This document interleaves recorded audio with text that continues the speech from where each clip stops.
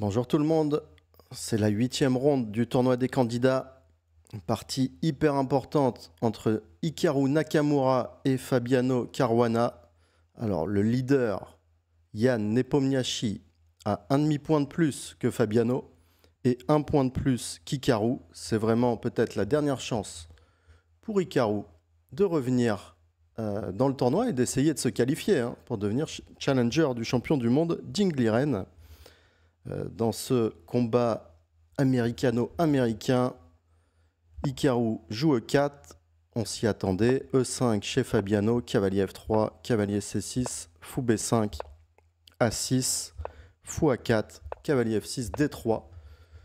Un peu surprenant, Hikaru répète sa partie, son ouverture contre Praggnanandhaa, qui s'était pas très bien passé, c'était round 4, il avait fait une nulle assez rapide contre le jeune indien.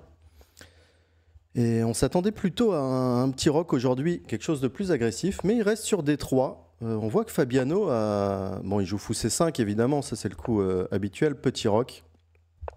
Et Fabiano qui réfléchit quand même 6 minutes sur D6.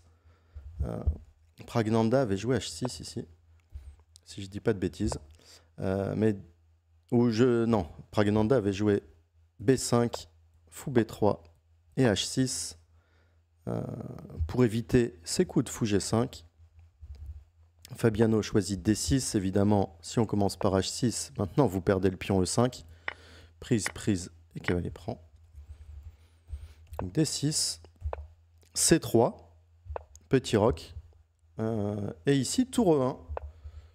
Bon, on s'attend plutôt à des fous G5. En ce moment, c'est plutôt ces lignes pour mettre une pression ici sur cette diagonale. En plus, comme Hikaru doit absolument jouer le gain aujourd'hui, on s'attendait, et je pense que Fabiano s'attendait plutôt à ça. Peut-être qu'il avait fait exprès de réfléchir, qu'il avait préparé quelque chose ici.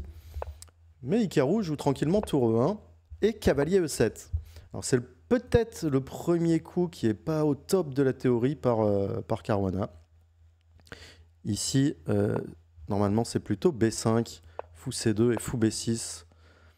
Et le cavalier, normalement, reste en C6 pour éviter l'avance dans le centre par D4. Mais c'est pas mauvais. Je l'ai même utilisé plusieurs fois, ce coup cavalier E7 et cavalier G6, dans des lignes de berlinoise.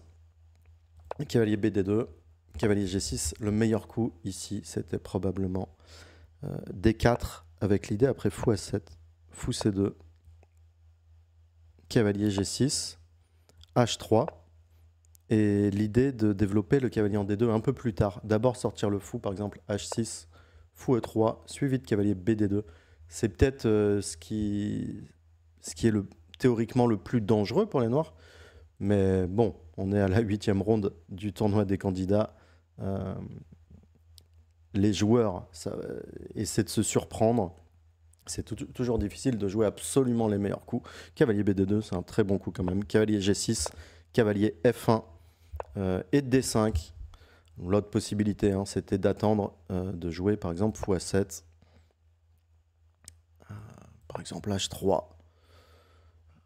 Peut-être jouer C6 pour tour E8 et D5. Bon, c'est des positions d'italienne, de berlinoise assez compliquées. Il choisit D5. Alors, très intéressant. Après, pion prend D5, il prend du cavalier. Il a pas mal réfléchi sur ce cavalier prend. Déjà 25 minutes de réflexion côté noir. Pareil côté Nakamura. Et ici, cavalier prend D5. L'autre possibilité, c'est dame prend D5 pour garder la défense du pion E5. Bon, le pion E5 est presque tabou, puisqu'après cavalier prend, l'idée, c'est fou prend F2. Cavalier prend E5 serait une erreur à cause de D4. Et ici, les blancs récupèrent, soit ils récupèrent complètement leur pièce, et si, donc ils garderaient un pion d'avance, et si fou prend D4, dame prend D4, c'est juste une paire de fous avec une petite activité en plus côté Hikaru. Donc cavalier prend E5, la bonne idée noire c'était fou prend F2, échec, roi prend F2, cavalier prend E5. Ici, tour prend E5 est interdit, impossible à cause de dame F6 qui gagne une qualité. Les blancs doivent cacher leur roi par roi G1. Et avec une position compliquée, parce qu'ici, on peut imaginer par exemple cavalier G6. Le plan de Caruana pourrait être de jouer sur case blanche par C6, fou E6, dame D7, tour à E8, un plan typique hein, dans ces positions. Et une position très très compliquée.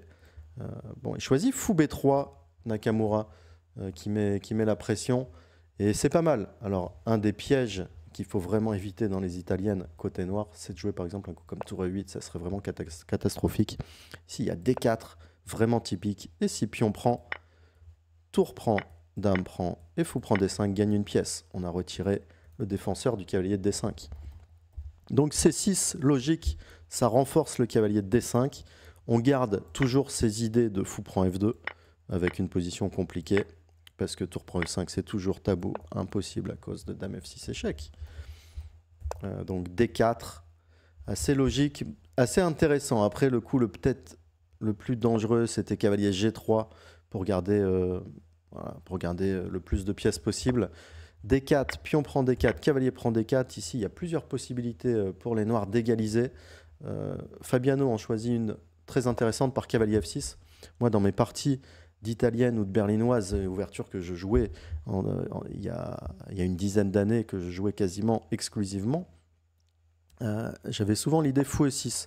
D'ailleurs, un joli coup que j'avais utilisé pour gagner une partie contre Hari Krishna. L'idée, c'est quoi? C'est que si là, les blancs, ils n'ont pas vraiment de coups pour développer leurs pièces, on peut imaginer par exemple un dame F3. Ici, on jouerait fou prend D4. Et on forcerait les blancs à un pion isolé. Et si on nous a parlé en live du coup tour prend E6, ici ça irait pas du tout à cause de pion prend E6, cavalier prend E6 et dame F6, et les noirs sont complètement gagnants parce que si cavalier prend C5, dame prend F2 suivi de dame prend F1, et si cavalier prend F8, dame prend F2, roi H1, dame G1 mat. Cavalier prend D4, on était sur fou E6 qui est pour moi le meilleur coup. Par exemple cavalier prend E6, pion prend E6, et ici on a une énorme pression sur le pion F2. Alors même si on a cassé notre structure et qu'on a donné la paire de fous, l'activité change tout, et les blancs sont obligés de... Alors soit ils se défendent par cavalier E3, mais le fou va rester en C1, soit par fou E3, mais ici après par exemple cavalier prend E3, même fou prend E3, cavalier prend E3, dame F6. Il y a une grosse activité, on arrive en D8, le cavalier à la case F4 avec une position très compliquée. Fabiano choisit cavalier F6. Pourquoi? Alors il veut jouer fou prend D4. On note quand même que s'il joue un coup comme dame F6, c'est toujours pareil. Là les blancs ils ont fou prend D5, pion prend D5, fou E3. Et ils vont essayer, donne la paire de fous, mais va essayer de jouer sur case noire par dame D2 et d'avoir un petit avantage face au pion isolé. Cavalier prend D4. Donc lui il choisit cavalier F6. Si fou E3, c'est un coup qu'on joue pas trop d'habitude d'ailleurs. Par exemple, si on imagine H6, H3, cavalier F6, on ne le jouerait pas à cause d'un coup comme fou E3. Et les blancs, ils ont un petit plus, ils ont les pièces un peu mieux placées. Ici, cavalier F3, après cavalier F6, fou E3 est impossible. Pas impossible, mais ça laisse cavalier G4, tape le fou, on devrait rebouger le fou, probablement C1 d'ailleurs. Donc c'est pour ça que Hikaru ici joue H3, mais fou prend D4, plutôt bien joué, pion prend D4, et ici encore un bon coup de Fabiano, cavalier de D5, parce que bon, il est face au pion isolé, mais il doit jouer case blanche, et c'est le seul moyen finalement de vraiment se renforcer facilement. Alors il a quand même perdu ses deux tempos, aller en F6 et revenir en D5. Tout ça pour ce pion isolé. Ici, je pensais que Hikaru pouvait jouer par exemple fou prend D5 pour forcer la nulle. Si pion prend D5, ça égalisait au niveau de la structure. Et si dame prend D5, on égalise aussi au niveau de la structure en jouant cavalier E3. Et sur dame bouge n'importe où, on joue D5. Les noirs vont être obligés plus ou moins de prendre parce qu'avec C5, on aurait un trop fort pion passé. Et quelque chose comme ça, ça pourrait être nul rapide. Mais Hikaru a besoin de gagner cette partie et il joue fou C2. Plutôt un bon coup. Fou E6, également un bon coup. Cavalier G3. Et là, c'est le premier coup où je dirais que Fabiano commence à faire des imprécisions par rapport à ses autres parties du tournoi. Il jouait très bien là jusqu'à maintenant. Mais ce cavalier DF4, c'est un peu bizarre parce que ça laisse tour E4 jouer dans la partie que j'ai annoncé évidemment directement. C'est le premier coup auquel on pense. On veut retirer le cavalier de cette case. Et donc, on est obligé, d'ailleurs, il revient directement en D5, il perd ses 2 temps. La tour qui est pas si mal placée en E4, on pouvait imaginer beaucoup de coups, notamment tour E8 ici avec une position assez compliquée. La paire de fous qui compense la mauvaise structure, le pion isolé. Cavalier DF4, je mettrai un petit douteux. Tour E4 bien joué, qui a D5. Alors on a compris que sur Dame F6, il y avait un super coup ici qui est H4 pour déstabiliser la pièce. Évidemment, on ne jouerait pas un coup comme Dame F3 ici qui serait vraiment mauvais à cause de cavalier prend H3 qui gagne un pion, puisque si j'ai prend H3, Dame prend F3 gagne juste la Dame. Mais Dame F6, H4 est vraiment très fort. Bon, il y a quand même une autre chose pourquoi j'aimais pas ce coup de cavalier F4 de Fabiano, parce que même s'il loupe H4 ici, fou prend F4, c'est assez intéressant avec l'idée qu'il prend F4, Dame D2, retire le cavalier de cette case et on arrive avec tour à E1, une position peut-être légèrement mieux pour les blancs quand même. Je vous laisse quand même avec ce super coup, l'idée Dame prend H4 ici, Dame D2, et en fait à cause du clouage, les noirs perdent beaucoup de matériel.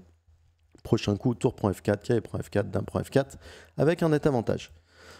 Donc il revient en D5, peut-être qu'il a juste loupé ce coup cavalier tour E4, il revient en D5, A3, tour E8 logique, fou D2, comme j'ai expliqué, il attend peut-être avec ce fou D2 de connaître l'adresse de cette Dame D8, par exemple sur un coup comme Dame F6, peut-être qu'Hikaru voulait jouer Dame H5, puisque maintenant il n'y a plus de cavalier F6, et sur un coup comme cavalier F4 qui serait catastrophique. Tour prend F4, gagne, cavalier prend F4, Dame prend H7, Roi F8, fou B4, suivi de Dame H8, mat, fou D2, cavalier F6, plutôt pas mal. Après, sur un autre coup, par exemple comme Dame D7, les blancs pouvaient certainement continuer à développer leur pièce par Dame F3 et tour 1. On avait une position normale, cavalier F6, qui est finalement peut-être pas le meilleur, parce qu'ici, bien joué de la part d'Hikaru. Fou G5, évidemment, c'est plus ou moins forcé, parce que si on bouge la tour, on n'a pas d'autre case pour défendre la case D4, et si la tour revient, Dame prend D4, gagne un pion. Fou G5, bien joué. H6, logique, encore une fois, on ne peut pas garder, il y avait des menaces de cavalier H5 notamment, on ne peut pas garder ce clouage. H6, fou prend F6 forcé, sinon, si le fou retourne en arrière, cavalier prend tour, fou prend Dame D2, très très bon coup. Je pensais qu'il voulait jouer Dame E2, mais au final, Dame D2, Dame E2 pour rester sur cette colonne, suivi de tour à 1. Mais finalement, Dame D2, c'est vraiment très bien, puisque le coup fou D5 n'est pas impossible, mais il est contré par tour G4, avec la tour qui met une pression sur la colonne G. Il peut y avoir des cavaliers H5, l'attaque sur le roi qui commence. Et les noirs ne peuvent pas répéter les coups par fou E6 pour taper la tour, parce qu'ici on aurait cavalier H5 intermédiaire. Et sur Dame E7 ou Dame D8, la Dame recule et tour G3, avec une certaine pression quand même sur l'aile roi. Donc Dame D2, très joli coup, grâce à ce fou D5, tour G4. Dame E2 qui restait un coup intéressant, mais on aime bien ce Dame D2, Dame G5, et ici, Hikaru va jouer très rapidement le coup tour E3 qui va en moins de 2 minutes. Alors j'étais un peu surpris, mais en fait, ouais, c'est assez intéressant parce que ça donne des idées de cavalier E4 suivi de tour G3. Ça donne des idées. Il y a Dame C3 qui était vraiment pas mal aussi pour jouer simplement tour à E1. À noter que sur fou D5, on avait les tours G4 toujours. C'est pour ça que j'aime beaucoup Dame C3 qui donnait un petit avantage blanc. Mais Hikaru qui a senti qu'il fallait mettre la pression sur Fabi, qui a joué très vite ce coup, qui garde les menaces. Ici, a priori, il y avait tour à D8 qui était le meilleur coup, mais qui est vraiment un coup très difficile à jouer. Après beaucoup de réflexion, 20 minutes sur 33, alors qu'on n'est qu'au 25e coup, Fabiano joue cavalier F4. Et tombe sur le coup H4 qui a été joué quasiment à tempo en moins de 2 minutes. À ce niveau de la compétition, c'est vraiment très rapide. Il l'avait quasiment en stock depuis un moment. Très joli coup d'Hikaru, puisque si Dame prend, il fallait quand même voir ça. Tour 4, on cloue, et après G5, on n'a pas de gain direct, mais on continue de mettre la pression par tour à E1, et c'est très difficile de trouver un coup de consolidation pour les noirs. Vous voyez comme la jauge, elle donne un clair avantage. Après ça, sur l'échiquier, c'est jamais facile à trouver. On cache 4. L'autre chose à voir côté Hikaru, c'est qu'après Dame D5, le coup de Caruana, il fallait trouver tour 4. Et vraiment, bravo à lui, incroyable ce coup. Je me suis demandé quand même s'il a beaucoup pensé à cavalier prend G2. Ici, les blancs prennent l'avantage avec Dame C3, parce que le cavalier ne ressort pas.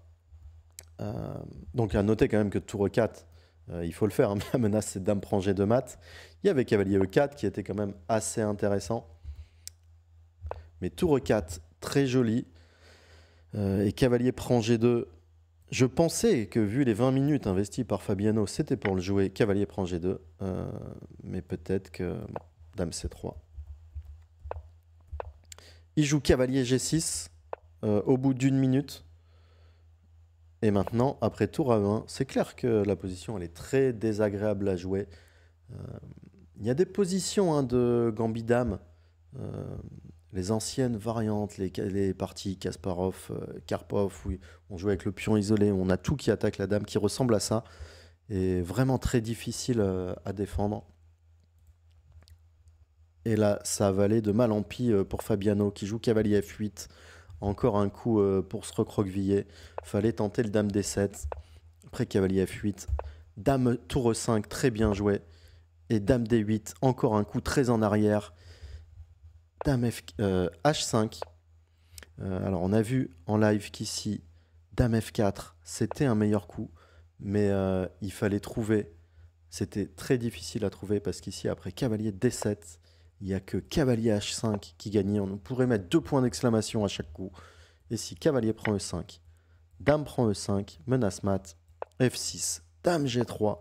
Et sur G5, encore seul coup. Parce que si dame D7 ou dame C7, tu aurais cavalier prend F6. Donc dame D7 pour protéger G7, tu aurais cavalier prend F6 clouage. Dame G3, G5, seule défense. Et ici, beaucoup de coups gagnent, notamment fou B3. Que j'aime beaucoup avec l'idée fou prend B3, tour prend E8, dame prend E8, cavalier prend F6, on va récupérer la dame et le fou derrière avec un avantage matériel complètement gagnant.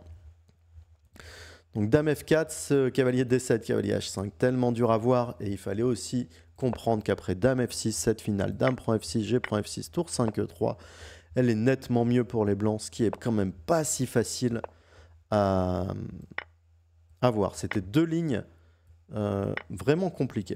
Et dans ces deux cas, voilà, par exemple cette ligne aussi, suivie soit de tour A7 si le roi bouge, et si cavalier G6, fou prend, pion prend, et tour prend, et tour E7, pardon, avec un clair avantage. Mais c'est vraiment très dur toutes ces lignes. Et Hikaru qui joue H5, alors dame F4, l'intérêt de dame F4 c'était aussi de protéger le pion H4, dame D8 qui tapait. Et après ce coup H5, ici, fou D7, c'est la dernière faute de Fabiano. Fou D7. On a vu Hikaru réfléchir et ici, il a réfléchi jusqu'au bout. Il pouvait encore essayer de défendre un petit peu avec des coups comme dame F6 ou dame D7. Une position difficile quand même, surtout avec 10 minutes contre 15 et encore 10 coups à jouer jusqu'au contrôle de temps. Mais il fait fou D7, catastrophique, tour prend E8, fou prend E8, cavalier F5, toutes les pièces qui arrivent vers le mat. Ici, dame F6. L'autre possibilité, c'est plutôt le coup qu'on attendait d'ailleurs, fou D7, perd tout de suite à cause du très joli cavalier prend H6, G prend H6, dame prend H6, et avec toutes ces menaces en H7 et la tour qui va arriver par tour E3, tour G3, c'est totalement gagnant pour les blancs.